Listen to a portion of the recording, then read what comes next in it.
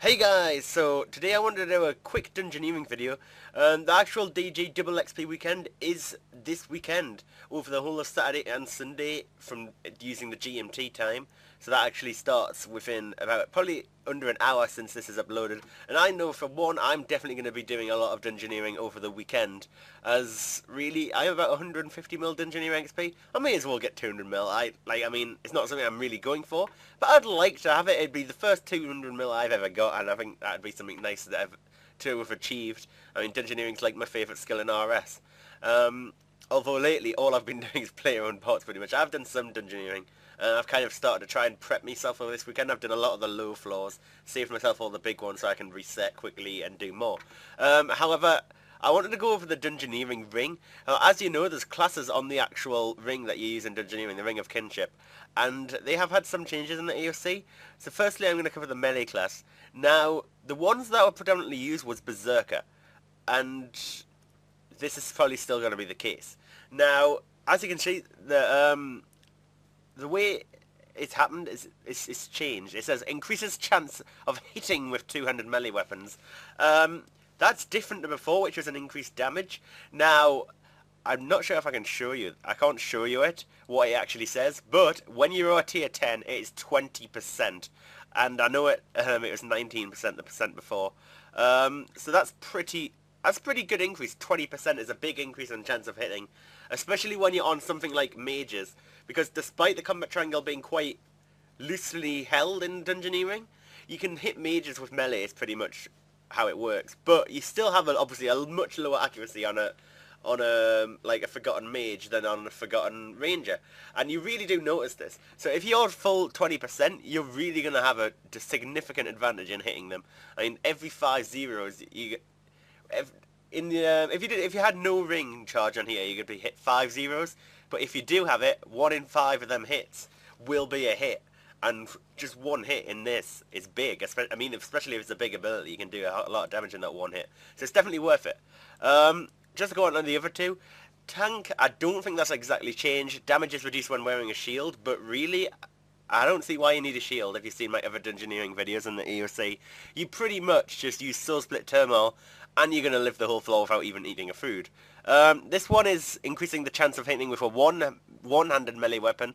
So if you're using something like a rapier, instead of the 2H, this is going to be obviously something you want to use instead of Berserker. But I fully recommend the 2H because it has some nice abilities like Whirlwind that enables you to hit all the monsters around you.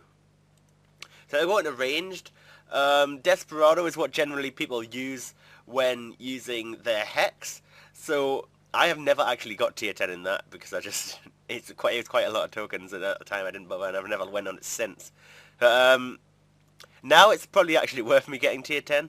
Well, it would have been without EOC because you can actually quick switch in combat now. Before you had to be out of combat to quick switch or use it in the time while a mob was dying. But oh well, that's pretty cool. But I mean, nowadays in the EOC now, it's just not even worth switching to Hex. I mean, I've still got my Hex on this setup. Currently, I've got Primal 2H, Primal Body, Primal Legs, Blood Necklace, and my Hex and Arrows Bound.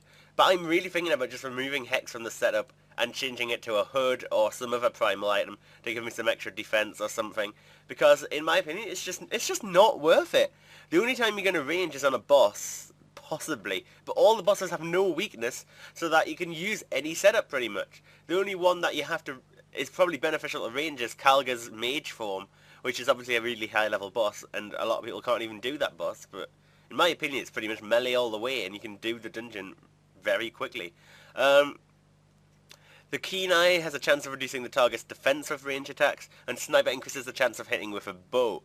So, much like Berserker, it increases the chance of hitting with Sniper, but Desperado increases the damage.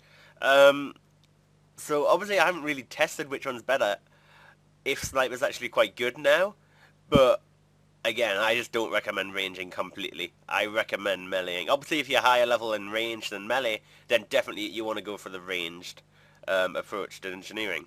Magic, everything is pretty much the same, very, very similar.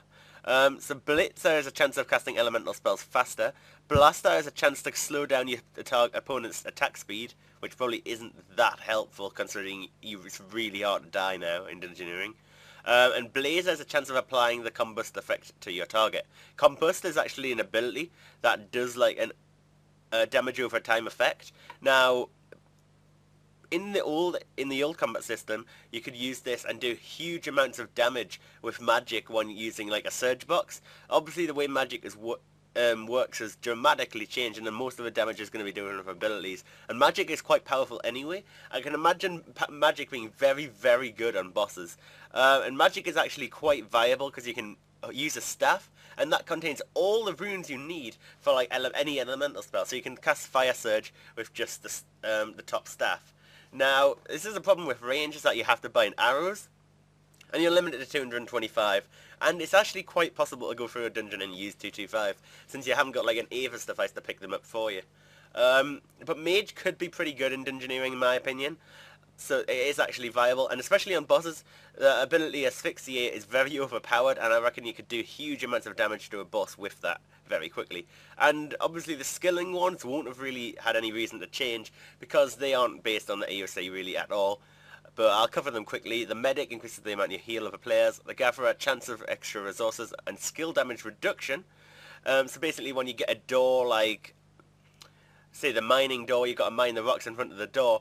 If you fail, you can get hit for huge amounts of damage, and it really is quite a lot of damage. In the old system, it was about 400 to 600 damage possibly, and now I know I've seen people get hit like 4,000 plus, and if you haven't got the best LP gear on, that's going to be quite a lot. So I'm not saying use Gatherer, because really it's just not worth it. You're going to live the dungeon unless you get really unlucky with like spike rooms. Spike rooms are the one thing that can really kill you in a dungeon now. Artisan, it's just a chance of saving resources, and how often do you go and produce runes and build stuff. So obviously the only time you make runes is at the start of a dungeon, and that's it. But oh well, I hope that helps you guys, because I have made a few small changes. I just like to point them out, and I'm going to get prepped to do some dungeoneering tonight before I sleep, and in the morning when I get up, gonna sit and no life some dungeoneering because I want some XP. Also, one thing I want to mention is a few people are wondering where my Minecraft videos are. It's just they do take quite a while to make in terms of not recording, but the video sizes are just huge compared to RS, so it takes me quite a while to render those and upload. But I definitely will get back into the swing of doing them soon. I just haven't really had much time this week. I finished university for Christmas now, so I definitely should have a lot more time on my hands.